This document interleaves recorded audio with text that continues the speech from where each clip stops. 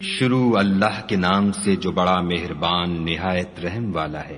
اے محمد صلی اللہ علیہ وآلہ وسلم، جو کپڑا لپیٹے پڑے ہو، اٹھو اور ہدایت کر دو اور اپنے پروردگار کی بڑائی کرو اور اپنے کپڑوں کو پاک رکھو اور ناپاکی سے دور رہو، اور اس نیت سے احسان نہ کرو کہ اس سے زیادہ کے طالب ہو، اور اپنے پروردگار کے لیے صبر کرو۔ جب سور پھونکا جائے گا وہ دن مشکل کا دن ہوگا، یعنی کافروں پر آسان نہ ہوگا۔ ہمیں اس شخص سے سمجھ لینے دو جس کو ہم نے اکیلا پیدا کیا اور مال کثیر دیا، اور ہر وقت اس کے پاس حاضر رہنے والے بیٹے دیے، اور ہر طرح کے سامان میں وسعت دی۔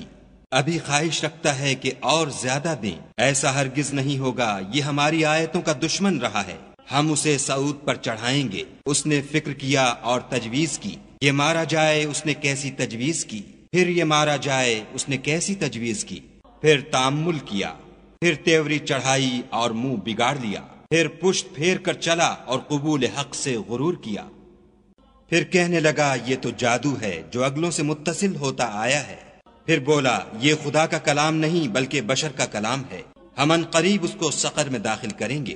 اور تم کیا سمجھے کہ سقر کیا ہے؟ وہ آگ ہے کہ نہ باقی رکھے گی اور نہ چھوڑے گی، اور بدن کو جھلس کر سیاہ کر دے گی۔ اس پر 19 داروغہ ہیں، اور ہم نے دوزخ کے داروغہ فرشتے بنائے ہیں، اور ان کا شمار کافروں کی آزمائش کے لیے مقرر کیا ہے، اور اس لیے کہ اہل کتاب یقین کریں اور مومنوں کا ایمان اور زیادہ ہو، اور اہل کتاب اور مومن شک نہ لائیں، اور اس لیے کہ جن لوگوں کے دلوں میں نفاق کا مرض ہے اور جو کافر ہیں کہیں کہ اس مثال کے بیان کرنے سے خدا کا مقصود کیا ہے۔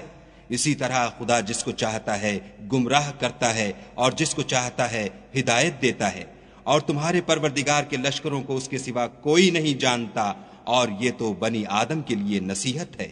ہاں ہاں، ہمیں چاند کی قسم، اور رات کی جب پیٹھ پھیرنے لگے، اور صبح کی جب روشن ہو، کہ وہ آگ ایک بہت بڑی آفت ہے، اور بنی آدم کے لیے موجب خوف، جو تم میں سے آگے بڑھنا چاہے یا پیچھے رہنا چاہے۔